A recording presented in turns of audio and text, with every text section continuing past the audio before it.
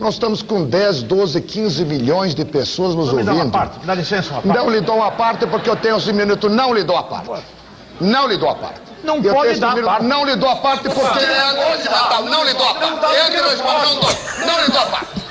Filhote da ditadura. Filhote da ditadura. No Brasil, os debates eleitorais para presidente, para prefeito, para governador, muitos deles ficaram para a história e ajudaram a comparar candidato, desmascarar outros e definir o resultado das eleições. Mas nessa eleição é a primeira vez, desde que acabou a ditadura militar, que a maioria das emissoras de televisão decidiram não fazer debate. É isso mesmo. Agora, nessa eleição para a prefeitura de 2020, não vai ter debate da Globo, da Record, do SBT, da Rede TV, nenhuma delas. Todas tomaram a decisão de não fazer. Só a Rede Bandeirantes, que fez o primeiro debate, garantiu essa coisa tão essencial para a democracia. As outras preferiram se omitir, alegando que seria impossível pela pandemia. Agora vamos combinar. Estão gravando novela, reality show, programa de auditório, no meio da pandemia e o debate não podia acontecer? Bom, tem caroço nesse angu.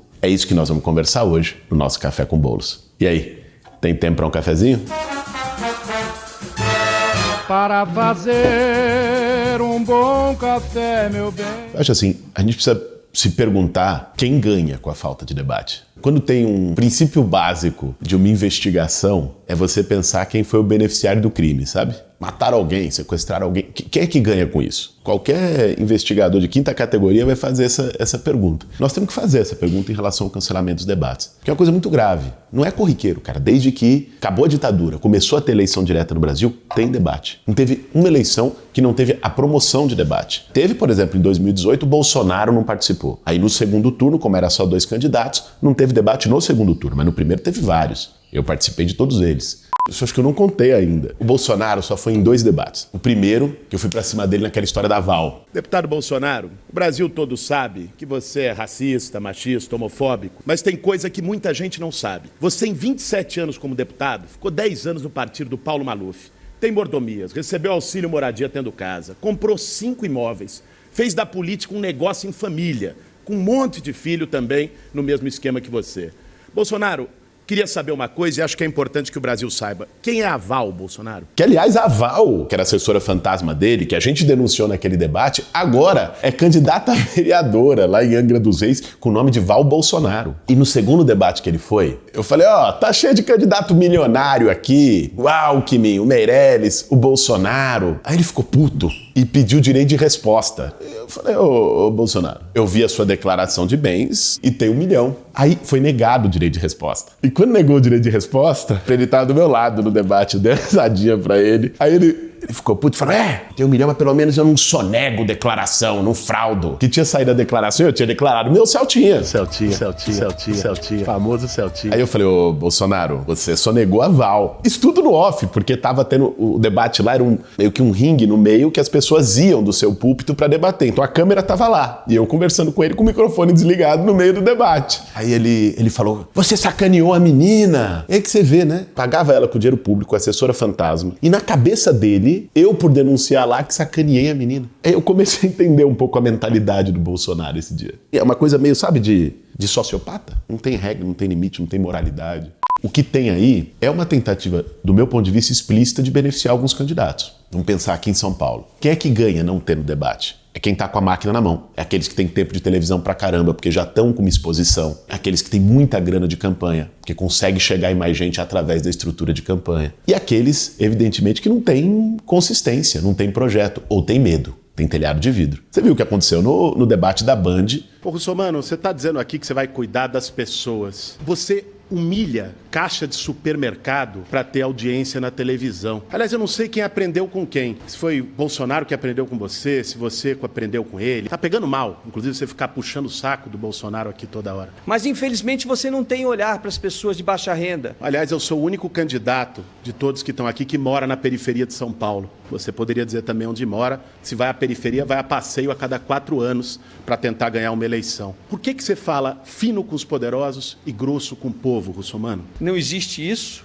E se você fosse atrás do que existe de fato. O Russomano derreteu ali. Se tivesse mais 2, 3 debates igual aquele, o cara ia terminar embaixo do púlpito, porque começou a expor as contradições dele. Humilha a caixa de supermercado, roubou gorjeta de garçom. E a inconsistência do programa, o cara não consegue falar de proposta. Debate é uma oportunidade que todo mundo pode comparar quais são as propostas do candidato. Se o cara não tem, ou se a proposta dele não para em pé, foi o que aconteceu em 2012, 8 anos atrás, aquela história do bilhete único. Que ele apresentou uma proposta esdrúxula, que no fundo era o fim do bilhete único. Todo mundo percebeu isso, o cara caiu de 25% para 10% em 2 semanas. É disso que ele quer fugir. E eu acho que interessa aqui em São Paulo pro Russomano muito e interessa pro Bruno Covas. Porque o cara já tem a máquina da prefeitura, a máquina do Dória no governo do estado, toda a estrutura, tem 3 minutos e meio todo dia de tempo de televisão no horário eleitoral. É essa turma que ganha. Porque o debate, queira ou não, é uma forma de você chegar em mais gente. Claro, nós temos uma baita campanha em rede social. Todos os índices que aparecem semanalmente, nós estamos lá no topo, no engajamento, a gente chega em muita gente com iniciativa criativa,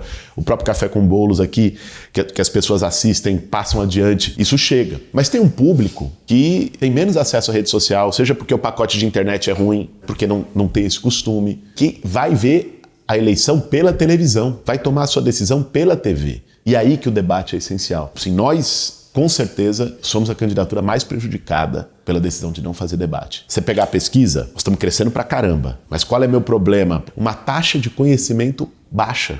Ninguém pode votar em quem não conhece, cara. O ponto de partida para alguém decidir votar em alguém é saber quem é. E o debate é uma oportunidade de fazer isso. E as emissoras cancelaram. Não é só aqui. A eleição de São Paulo, a eleição do Rio, a eleição de grandes cidades onde não vai ter debate. A gravidade disso é o precedente. Primeiro, a TV é uma concessão pública. Você vai ficar na decisão de um diretor de jornalismo ou de um dono de emissora se ele vai fazer ou não vai fazer debate? A democracia está refém disso? Essa eleição eu não quero fazer debate porque meus candidatos tal. Na outra é bom fazer debate porque isso vai beneficiar os candidatos que a emissora concorda. É assim? Esse é o jogo da democracia no Brasil? Esculhambou de vez mesmo? Porque é disso que nós estamos falando. E se abriu esse precedente porque nunca teve, cara. Desde que redemocratizou, sempre teve os debates. Foi meio que uma regra. Não era uma regra escrita na lei, mas era uma regra da democracia. Os caras estão quebrando essa regra, usando o pretexto da pandemia, porque não é argumento. Se fosse argumento, eles teriam parado de fazer outras coisas que envolvem até mais gente dentro dos mesmos estúdios. E na próxima eleição? Vai ter? Ou as emissoras vão querer fazer na eleição presidencial de 22? Depois de 24? Depois de 26? Não pode. Sabe, é uma coisa muito importante a possibilidade das pessoas analisarem, compararem os candidatos para poderem escolher em quem vão votar, para isso ficar na mão de um grupo de pessoas que dirigem emissoras. Inclusive teve como reação até a isso, a Erundina e o Ivan Valente entraram com um projeto de lei essa semana no Congresso Nacional para estabelecer a obrigatoriedade do debate. Espero que isso seja aprovado. Para essa já não vale mais. Porque a regra de uma eleição tem que ser aprovada 6 meses antes, tem um período e tal. Mas sim, não pode ser precedente, isso é absurdo. E claro, nós temos que continuar brigando. A gente tem tentado conversar com as emissoras e falar, bicho, não pode.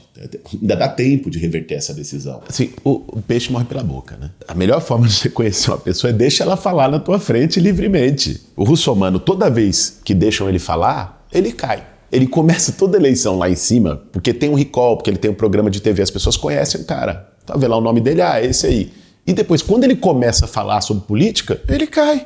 Ele é o maior beneficiado de não ter debate. O próprio Covas também. Eu fico imaginando, bicho, o cara tem 3 minutos e meio, o que ele vai falar? Se ele for falar o que ele fez de bom na prefeitura junto com o Dória, os meus 17 segundos dava e ainda sobrava tempo. Porque é muito marketing. Mas no debate não dá pra ter marketagem. No debate ali, meu amigo, é o ao vivo, é o olho no olho. É a pergunta que vem que você não sabe de onde veio. O cara vai te pegar de surpresa. Então, pra quem é só maquiagem, marketing, sabe fazer o programa bonitinho ali, com roteiro, com teleprompter, debate é desastroso. E sobretudo pra quem não tem o que falar, e tem um monte de coisa mal explicada que pode aparecer. Tá muito claro. É juntar Lé com Cré, sabe?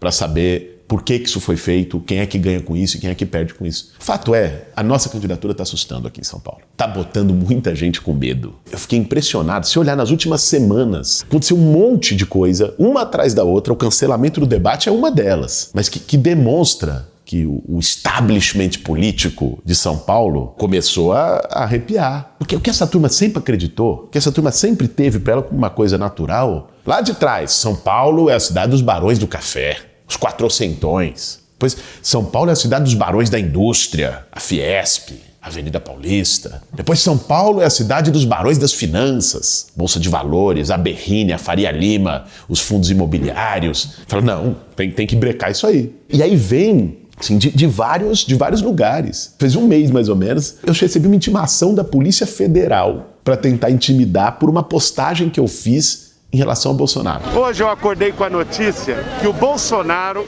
mandou a Polícia Federal me investigar, me intimar por causa de uma postagem que eu fiz criticando ele na rede social. Às vezes eu fico pensando se a Polícia Federal, o Ministério da Justiça não tem outras coisas para fazer, como, por exemplo, investigar o Queiroz, como, por exemplo, saber de onde veio, que história é essa do cheque dos 89 mil na conta da Michele Bolsonaro. Logo depois que o Bolsonaro decidiu apoiar o Russomano, surgiu uma pesquisa da gente começando a crescer, pá! Aí depois... Começou a propaganda eleitoral, eles entraram com uma ação para tirar do ar os nossos 17 segundos, que botou uma fala do Wagner Moura, eles falaram que tinha uma irregularidade, não queriam deixar mostrar que tem várias pessoas que o público conhece que estão apoiando a gente. Wagner Moura, o Chico Buarque saiu numa agora essa semana. Guilherme Boulos como prefeito, Luiza Erundina como vice, unidos no seu olhar humano, na sua coragem, para combater máfias, combater esquemas, uma oportunidade histórica de eleger Guilherme Boulos, esse homem valente, honesto, corajoso. Luiza Erundina é a mulher que carrega na sua história todos os valores que eu acredito que um político tem que ter. Vamos aproveitar e vamos eleger Guilherme Boulos e Luiza Erundina. Vote Boulos 50.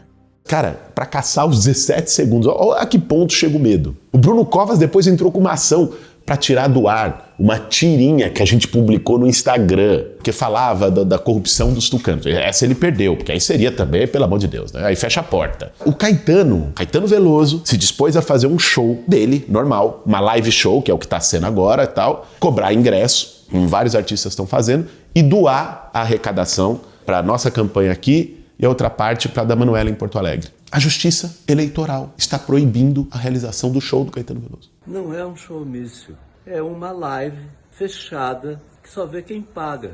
Isso vai recolher fundos para a campanha dos candidatos que eu apoio. Bicho, você vê que não é uma coisa isolada. Não é, uma emissora decidiu cancelar. Não, tem um cerco que todo dia vem um ataque novo, porque os caras estão com medo. Porque eles estão vendo que o nosso crescimento é real, mesmo tendo ali pouco dinheiro, pouco tempo de TV, ainda uma taxa de desconhecimento grande, a gente está chegando nas pessoas, a gente está encantando as pessoas. Primeiro debate de 2018, se vocês forem ver as imagens, o Bolsonaro está meio dopado. 8% de estupros a mais nesse ano em relação ao ano passado. Tinha um banquinho igual a esse, todos os candidatos, na hora da abertura, todo mundo ficava de pé, e o Bolsonaro era o único que ficava sentado no banquinho assim. Tava falando de maneira lenta e tal. O cara deve ter tomado algum tipo de tranquilizante antes e tal. Nesse debate agora da eleição para a prefeitura, eu senti a mesma coisa no Russomano. Você humilha caixa de supermercado para ter audiência na televisão. O Russomano estava lá.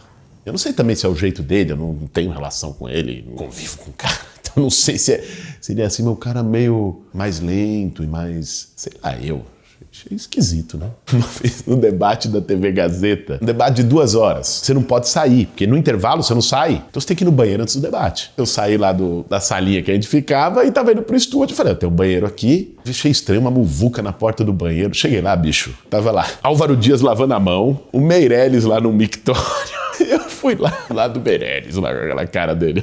Foi logo no debate que eu falei que ia taxar o Meirelles, e eu já tava com isso na cabeça, falei, Eu não vou chamar o Meirelles, eu vou taxar o Meirelles. Gente, agora nesse final do Café com Boulos, eu quero falar com vocês, com quem assiste, acompanha e principalmente com quem está engajado, animado com a nossa candidatura. Tá muito claro que nós estamos assustando, nós estamos botando medo neles. Isso também mostra que a gente está no caminho certo, mostra que a nossa candidatura está crescendo. Teve pesquisa essa semana, tanto o Datafolha, o Ibope, a XP, todas mostraram a gente crescendo, mesmo com pouco tempo de televisão, mesmo com pouca grana e justamente agora, essa história dos debates também vem para tentar neutralizar a gente. Isso coloca uma responsabilidade muito grande em quem quer de verdade, junto com a gente, comigo, com a Erundina, virar o jogo na cidade de São Paulo. Isso agora está nas nossas mãos. Se eles tiraram todos os meios para a gente poder falar com as pessoas, em vez de ter um debate, a gente tem que ter milhares, milhões de debatedores conversando com todo mundo em São Paulo para fazer com que as pessoas que não conhecem ainda a gente conheçam, fazer com que as pessoas que têm preconceito quebrem esse preconceito e a gente chegar em mais e mais gente. Se a gente pegar a pesquisa que saiu agora, se cada eleitor, cada pessoa que está com a gente, que está decidido a votar no nosso projeto, convencer mais um, a gente está no segundo turno. Simples assim. É possível. Dá para ver, dá para sentir. É possível a gente chegar no segundo turno e evitar essa tragédia de, sabe, cara apoiado pelo Bolsonaro, o Russomano, cara apoiado pelo Dória, o Bruno Covas, essa tabelinha, essa dobradinha de compadre. Chega. E a chance da gente quebrar isso é a nossa chapa. E a gente só vai conseguir fazer isso se tiver muito engajamento. Eu tava conversando com a Erundina esses dias e ela lembrou, ela falou, tá tendo o clima de 88. Ela lembrou da onda, que naquele momento, ela contra o Maluf, contra o Serra, ela passou todos eles. Enfrentou um preconceito de uma mulher nordestina, do povo, e ganhou a prefeitura de São Paulo. Tá na hora de 32 anos depois, a gente reeditar isso, fazer de novo, criar essa onda em toda a cidade. Mas isso eu não vou conseguir fazer sozinho. Isso a nossa equipe que tá aqui não vai conseguir fazer sozinha, nem a Erundina, nem o PSOL. Isso vai depender de você. É isso, é cada um aqui entender que já que eles estão tentando fechar todas as portas, a gente vai abrir outras, milhares delas, com a participação de todo mundo, para a gente virar esse jogo em São Paulo. Para convencer cada vez mais gente, no dia 15 de novembro, a votar 50. É isso, gente. Esse foi mais um Café com Bolos. Para fazer um bom café, meu bem.